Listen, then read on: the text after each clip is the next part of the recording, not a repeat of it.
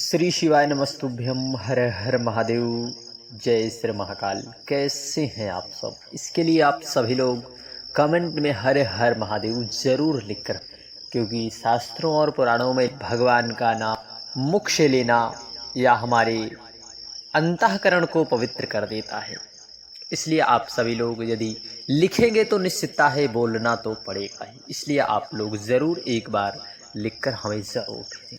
और आप सभी को पता हो कि इस भादो मास की त्योहारों की विशेष श्रृंखला में यहाँ सभी वैष्णवजनों के लिए एक महापर्व आ चुका है, जिस महापर्व का इंतजार सभी भगवत प्रेमियों को रहता है। अब कहोगे कौन सा महापर्व? महापर्व है एकादशी, पद्मा एकादशी, जल झूलनी एकादशी, परिवर्तनी एकादशी, कहीं कहीं पर इसे ढोल ग्यारस के नाम से भी जाना जाता है। तो जब जब एकादशी आती है तब तब हम आप सभी लोगों तक पूज्य गुरुदेव पंडित प्रदीप मिश्रा जी के उपाय आप सभी तक सरल व आसान भाषा में आपको क्लिप के माध्यम से समझाने का पूरा प्रयास करते हैं, ताकि आप सभी लोग कोई गलती ना कर बैठें। तो पद्मा श्रद्धा उपाय करना है और साथ ही साथ 7 बेलपत्री और गंगा जल वाला उपाय करना है। यह विशेष उपाय धन संपदा की वृद्धि तो कराएगा ही, साथ ही साथ माँ लक्ष्मी की आपके घर में कृपा दृष्टि जरूर पड़ेगी। और आपको यह भी विशेष जानकारी बता दें कि यह आपके अपने बच्चों के लिए भी है। अब कहोगे बच्चे, यदि आपके बच्चे गलत मार्ग पर गलत संगति में फंसे हुए हैं तो माताओं एक बार इस विशेष उपाय का प्रैक्टिकल जरूर से जरूर करना। और विशेष रूप से शनिवार का दिन भी है और शनिवार का दिन भगवान शनिदेव को समर्पित है। ऐसे में भगवान श्री हरि नारायण विष्णु की आराधना करने का विशेष महत्व हम सभी को प्राप्त हुआ है, क्योंकि विशेष महत्व में देखिए इस दिन पीपल वृक्ष वाला, पीपल जल वाला उपाय और काशी विश्वनाथ वाला उपाय हम सभी को जरूर करना चाहिए।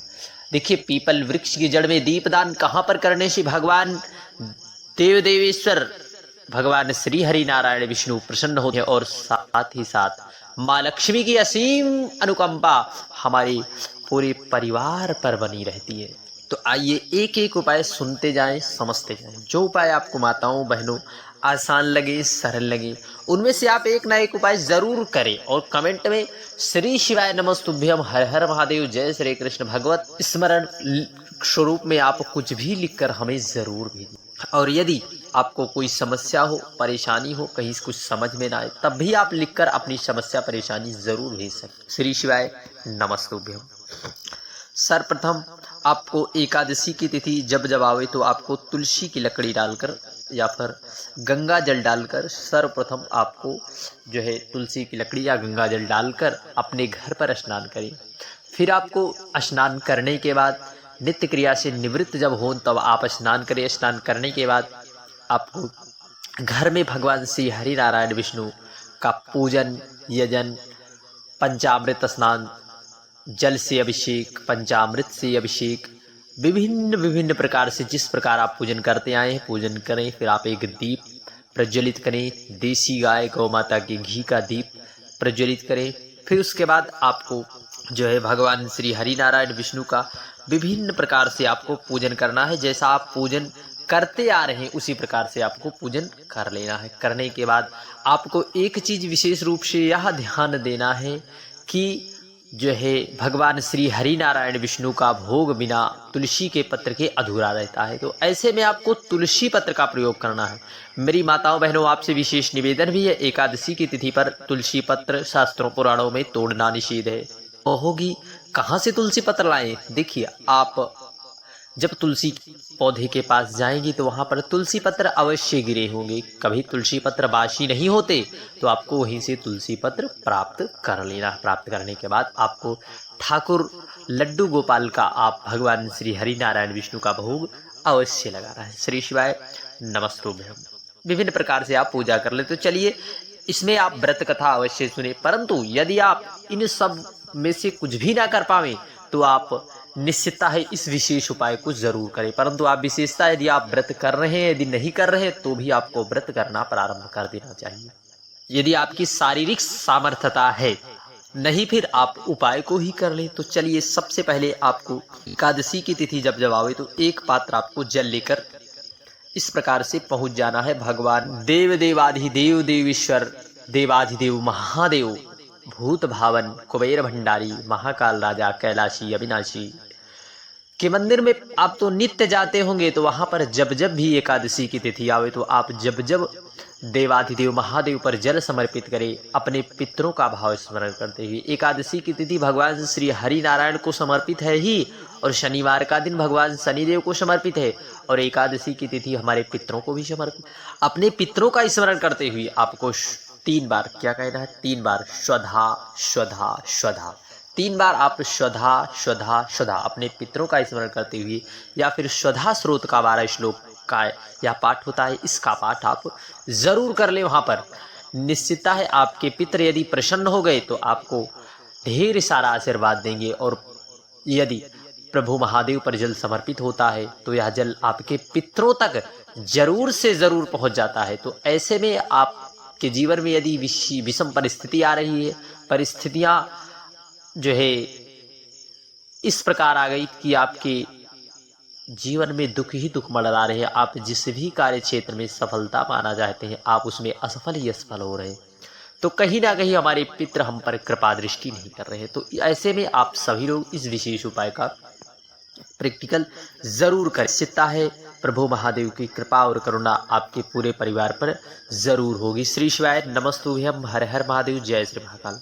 अगले विशेष उपाय की ओर। अगले विशेष उपाय में आपको इस प्रकार से 7 बेलपत्र लेना है और एक इसमें गंगा का जल डाल देना है। बेलपत्री कहीं से कट्टी फटी ना हो, परंतु विशेष यह भाई बात ध्यान में रखें कि इस दिन बेलपत्र भी तोड़ना, किसी भी वृक्ष की पत्ती को तोड़ना एकादशी के व्रत में निषेध बताया गया है, इसकी भी जानकारी हो।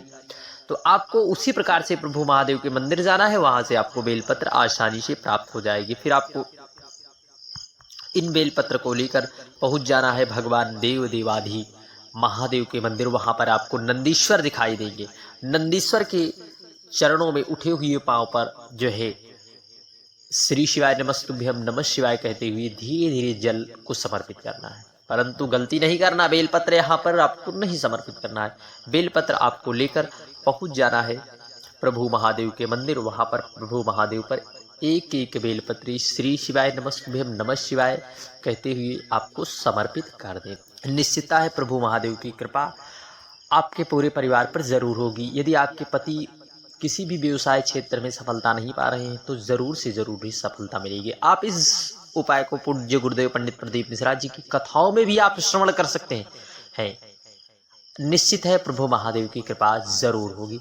और इस दिन शनिवार का दिन है। इस दिन आपको यदि आपकी कुंडली में शनि दोष है, शनि की 7.5 ढैया चल रही है, तो आपको काले तिल जो है काली तिल का प्रयोग करना है प्रभु महादेव पर, या फिर जल चढ़ाते समय आपको 5 बार काशी काशी अवश्य बोल देना है, क्योंकि काशी अभी मुक्त नगरी है, वह हमारे पापों को चलाकर भस्म कर देती है जाने अनजाने में हुए। और यदि शनि की 7.5 है तो आपको एक काजल की डिब्बी लेना है, 21 बार उतारा करना है काशी विश्वनाथ का नाम लेकर, और उसे किसी भी पीपल वृक्ष के नीचे थोड़ा सा गड्ढा खोदकर वहां पर उसे डाल देना है। निश्चितता है भगवान शनिदेव आप पर कृपा जरूर करेंगे। पढ़ते हैं अगले विशेष उपाय में। अगले विशेष उपाय में इस दिन जो है शाम के समय पीपल वृक्ष की जड़ में इस प्रकार से आपको पीपल वृक्ष की जड़ में जो है दीपदान करना है, क्योंकि पीपल वृक्ष की जड़ में साक्षात माँ लक्ष्मी का निवास होता है। तो ऐसे में आप सभी को पीपल की जड़ में एक दीपक जो है अवश्य प्रज्वलित करना है, क्योंकि जो मनुष्य भूलवश भी यदि शनिवार के दिन पीपल वृक्ष की जड़ में दीप प्रज्वलित करता है, मानो साक्षात माँ लक्ष्मी को प्राप्त कर लेता है। श्री शिवाय नमस्तुभ्यम, हर हर महादेव, जय श्री महाकाल। इसलिए शनिवार के दिन एकादशी की तिथि है, आप सभी लोग जो है दीपदान अवश्य करें। जय श्री महाकाल।